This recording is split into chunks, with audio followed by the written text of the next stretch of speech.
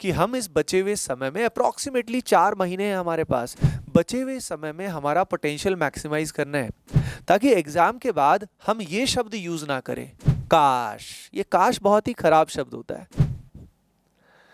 Hello dear students, कैसे हैं आप सब? होपिंग दैट आप सब बहुत बहुत अच्छे होंगे। लेकिन मैं जानता हूँ जैसे जैसे एग्जाम नज़दीक आता जा रहा है वैसे वैसे टेंशन बढ़ती जा रही है। भाई टेंशन लेने वाली कोई भी बात नहीं है, मैं हूँ आप सभी के साथ। आज आप सभी के लिए लेकर आया हूँ एक मैं 21 डे चैलेंज जो सब कुछ बदल देने वाला है। आप सभी जानते हो टॉप आईआईटीज में, एनआईटीज में सीट ज़्यादा होती हैं या कम होती हैं? ऑब्वियस सी बात है, कम होती हैं। इसका मतलब क्या है?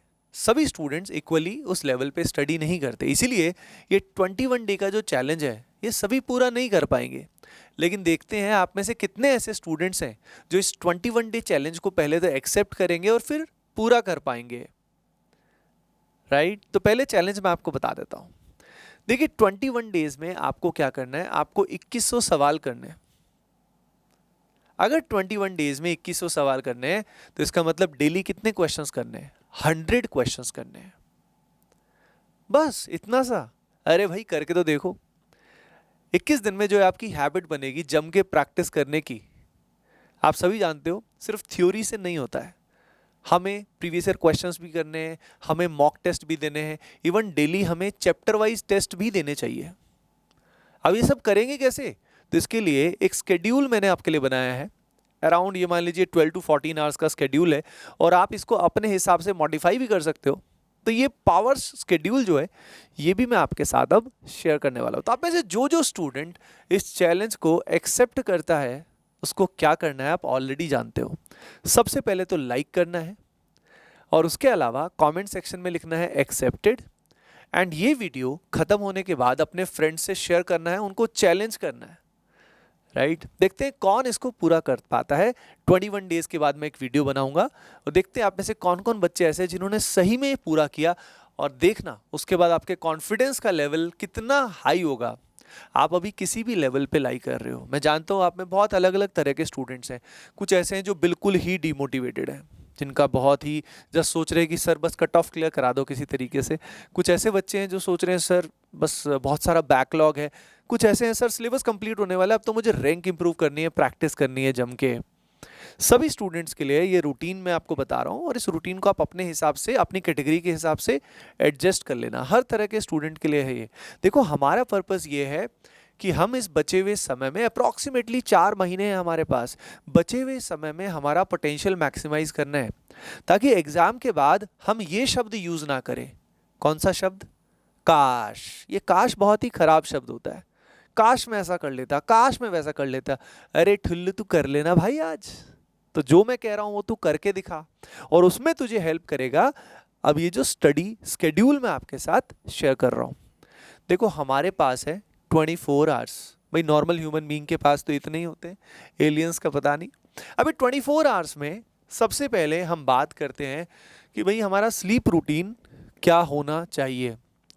देखो यहाँ पे स्लीप की अगर बात करें तो on an average 6 to 7 hours is more than enough. अगर हमारी हैबिट्स सही हैं, अगर हम अपनी एनर्जीज़ को प्रिजर्व रखते हैं, हम बहुत ज़्यादा डिस्ट्रैक्टेड नहीं हैं, तब तो 6 to 7 hours is good enough. अगर हमारी नींद जो है वो गाढ़ आएगी यानी डीप स्लीप होगी तो हम आराम से, हमारी बॉडी पूरी रिकवर हो जाती है। लेकिन अगर स्लीप के अंदर भी हमारे बहुत सारे ड्रीम्स आ रहे हैं, वो भी बहुत खास तरह तरह के ड्रीम्स आ रहे हैं, तो भैया फिर तो हमारी एनर्जी और मतलब नुकसान और हो जाएगा। समझ रहे हो तुम? हाँ, तो स्लीप में 6 to 7 आवर्स इज एनफ, जिसमें आइडियल है 11 बजे तक सो जाना रात को और सुबह 5 बजे उठ जाना। मैं जानता हूँ आप में से बहुत सारी लोग यहाँ पे निशाचर हैं, चमगादड़ों की फौज है, लेकिन भैया ध्यान रखो चमगादड़ बनने का फ़ायदा नहीं है। रात भर जागोगे तो आपका जो बायोलॉजिकल क्लॉक है वो डिस्टर्ब हो जाएगा, आपका इम्यूनिटी कम हो जाएगा, बीमार पड़ने के चांस हो जाएंगे। समझ रहे हो? तो इसलिए हमारी बॉडी का ध्यान रखना है अपने को और ये रूटीन फॉलो करना है। अगर अभी आप बहुत लेट तक जागते हैं तो धीरे धीरे करके इसको लगभग 5-7 दिन में, 15-20 दिन में इसको सही कर ले। अब स्लीप साइकिल का मैंने बता दिया। अब डेली एक्टिविटीज़ होती है भैया, नहाना धोना है, वॉशरूम भी जाना है, कई बार फ्रेंड से, पेरेंट्स से बात भी करनी है, तो इसमें डेली आपका 2 आवर्स से ज़्यादा नहीं होना चाहिए। जो भी स्टूडेंट ट्रेवल करते हैं, ट्रेवल के टाइम में आप कॉन्सेप्ट्स को रिवाइज कर सकते हैं, आप मेंटल रिवीजन कर सकते हैं, आप रेस्ट कर सकते हैं। यानी जो स्टूडेंट ट्रेवल करके कोचिंग जा रहे हैं या स्कूल जा रहे हैं, उनको अपने टाइम को और भी एफिशिएंटली मैनेज करना पड़ेगा, और गैप्स जहाँ जहाँ मौका मिले वहाँ चौका लगाना पड़ेगा, रिवीजन के लिए, प्रैक्टिस के लिए, चैप्टर वाइज टेस्ट के लिए, है ना बेटा। अब बात करते हैं आपकी क्लासेस। देखिए, classes normally 4 to 7 hours is more than enough, जिसमें 7 hours बहुत हाई एंड की बात कर रहा हूँ। नॉर्मली आई वुड लाइक कि यार आपकी 5-6 घंटे से ज़्यादा क्लासेस नहीं होनी चाहिए, ठीक है।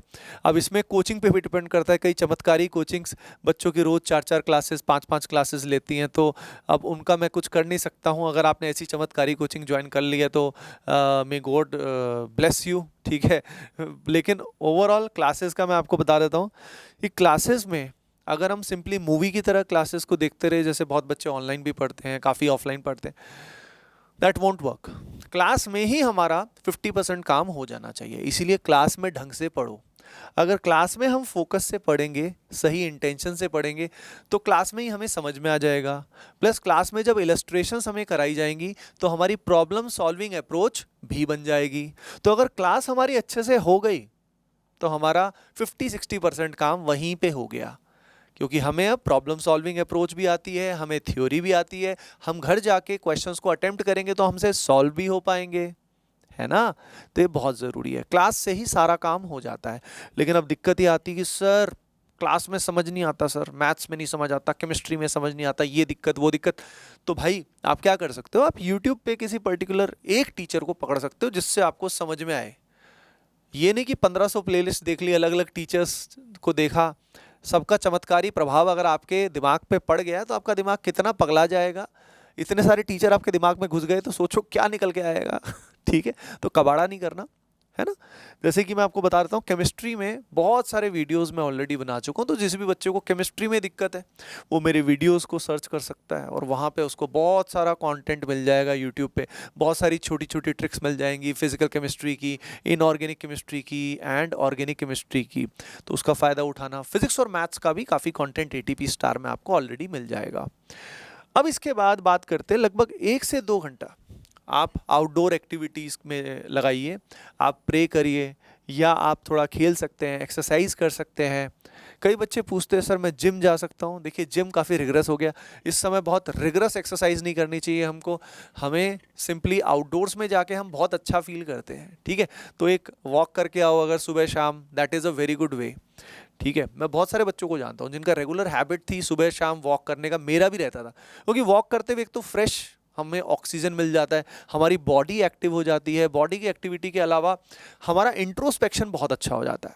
हम खुद से बात करते हैं उस समय पे, जब खुद से बात करते हैं तो बहुत सारे मसलों पे हमें क्लैरिटी मिल जाती है कि हमें क्या डिसीजन लेना है।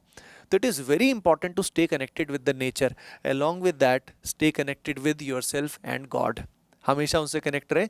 15 मिनट ही सही, सुबह और शाम मेडिटेट करें या प्रे करें या जो भी आपको सूट करे आप वो ज़रूर करें, ठीक है। इसमें हमेशा मैं बच्चों को क्या रिकमेंड करता हूँ आप ऑलरेडी जानते हो, है ना। ये आपके लिए बहुत ज़रूरी है, और ये किस समय करें मैंने बता दिया ना, थोड़ा सुबह और थोड़ा शाम को।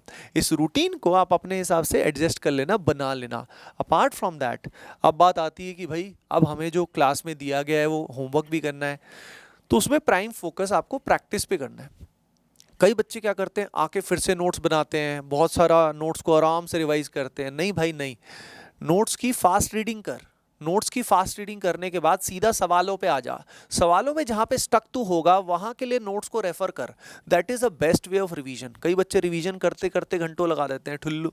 तो वैसी ठुल्लूपंती आपको नहीं करनी है। आपको क्या करना है मैंने बता दिया। लगभग 4 सेशंस 1.5 आवर ईच, ठीक है। क्योंकि नॉर्मली हमारे सब्जेक्ट्स जितने भी हैं उसके हिसाब से 1.5 आवर के अप्रॉक्सीमेटली 4 सेशंस, जिसको थोड़ा बहुत प्लस माइनस आप कर सकते हो डिपेंडिंग ऑन द नीड। जैसे केमिस्ट्री का सिलेबस थोड़ा कम होता है कई बार, तो हम केमिस्ट्री की जगह फिजिक्स को जो है या मैथ्स में हम ज़्यादा समय दे सकते हैं, डिपेंडिंग ऑन योर नीड। अब बात आती है कि सर हम इस समय जब प्रैक्टिस कर रहे हैं तो इसमें क्या हम ईजी सवालों को पहले करें? यस, जैसे कि एग्जाम में हम अटेम्प्ट करते हैं उसी तरीके से आपको होमवर्क को करना चाहिए। पहले इजी क्वेश्चंस करने चाहिए, फिर मीडियम लेवल, फिर टफ लेवल। जो अप्रोच आपकी एग्जाम में होगी अगर वही आपकी होमवर्क को करने में होगी तो सोचिए ये हैबिट आपकी कितने समय तक बनती रहेगी। अगर यही हैबिट आपकी इतने समय तक बनती रहेगी तो एग्जाम में आपको कुछ नया करना ही नहीं। आपको पता है कि इजी क्वेश्चंस को पिक कैसे करते हैं, मीडियम क्वेश्चंस को पिक कैसे करते हैं, टफ क्वेश्चन को शुरू में छोड़ते कैसे हैं। तो ये एग्जाम मोड में रहने की हैबिट आपको अभी से बना लेनी है। अपार्ट फ्रॉम दिस बहुत इंपॉर्टेंट ये है कि आपको रेगुलरली चैप्टर वाइज टेस्ट देना है। देखिए जो फुल लेंथ टेस्ट है वो तो आप एवरी 2 वीक्स भी दे सकते हो, है ना। एवरी 2 वीक्स टेस्ट देना है, उसको एनालाइज करना है। लेकिन रेगुलरली अगर आप 1 घंटे का भी या 30 मिनट्स का भी एक चैप्टर वाइज टेस्ट देते हो तो आपका काम बन जाएगा, आपकी हैबिट बन जाएगी कि लिमिटेड समय में सवालों को कैसे अटेम्प्ट करना है। ये बहुत ही पावरफुल है। मैं सभी बच्चों को रेकमेंड करूंगा कि डेली एटलीस्ट 30 मिनट का एक चैप्टर वाइज टेस्ट ज़रूर दें। अब ये चैप्टर वाइज टेस्ट आपको कहाँ से देना है, तो बेटा ये टेस्ट आपको देना है AOTS से, ATP ऑनलाइन टेस्ट सीरीज, जिसमें चैप्टर वाइज टेस्ट सीरीज भी है, पार्ट टेस्ट भी इंक्लूडेड है और भी बहुत कुछ इंक्लूडेड है। इसकी डिटेल्स जो है वो डिस्क्रिप्शन में दी हुई हैं, कमेंट भी पिन किया हुआ है, वहाँ पे जाके उसको देख लीजिएगा। तो अगर आपको बेस्ट लगे make sure to join that for regular practice. अब बात आती है कि सर बैकलॉग से परेशान हूँ, बैकलॉग के कारण जो नए चैप्टर्स हैं वो समझ में आते नहीं हैं, तो बैकलॉग भी साथ साथ कवर करना है। तो पहले मैं आपको बता देता हूँ, बैकलॉग में आपको वो चैप्टर्स पहले करने हैं जो डिपेंडेंट चैप्टर्स होते हैं। जैसे कि आप जानते हो ऑर्गेनिक केमिस्ट्री बिना केमिकल बॉन्डिंग के या हाइड्रोकार्बन या GOC के समझ में नहीं आता, तो वो डिपेंडेंट चैप्टर्स को पहले कवर करना। तो बैकलॉग सारा एकदम देखोगे तो बहुत बड़ा पहाड़ लगेगा कि सर कैसे करूं, लेकिन बैकलॉग हो जाता है, करना शुरू तो करो। तो सबसे पहले जो बेसलाइन चैप्टर्स हैं फिजिक्स केमिस्ट्री मैथमेटिक्स के उनको करना है ना, और उनको भी सीधा एडवांस लेवल पे नहीं कर सकते आप उसमें सिंपली क्लास को ठीक से कवर कर लो, नोट्स कर लो और प्रीवियस ईयर क्वेश्चंस कर लो या सिर्फ DPP कर लो। यानी पहले इतना कर लो कि बस आपसे प्रीवियस ईयर क्वेश्चंस होने शुरू हो जाएं। ध्यान रखना बच्चा, फिजिक्स और केमिस्ट्री में खास तौर पे पेपर का लेवल बहुत ही सिंपल आ रहा है, बहुत ही एग्जॉस्टिव आ रहा है, तो आपको सारा सिलेबस कवर करना है। Don't leave anything, try to complete everything, and उसमें मेनली प्रैक्टिस पे फोकस करते रहोगे तो सब याद हो जाएगा। अगर थ्योरी में फंसे रहोगे, प्रैक्टिस नहीं करोगे, मॉक टेस्ट नहीं दोगे तो काम नहीं बनेगा। इसीलिए मैंने आप सभी को जो चैलेंज दिया है 21 डेज का, होपिंग दैट आपने एक्सेप्ट कर लिया होगा। जिस जिसने एक्सेप्ट कर लिया लाइक कर दे एंड कमेंट सेक्शन में ज़रूर बता दे कि भाई हैव यू एक्सेप्टेड इट। देखते हैं 3 वीक्स बाद मैं एक वीडियो लेके आऊँगा, उसमें मैं पूछूंगा आपसे कि आप में से कितने बच्चे जिन्होंने चैलेंज को फॉलो किया, जिनने इतने सारे जो सवाल हैं वो असल में किए, सॉल्व किए। तो बहुत बहुत मज़ा आएगा।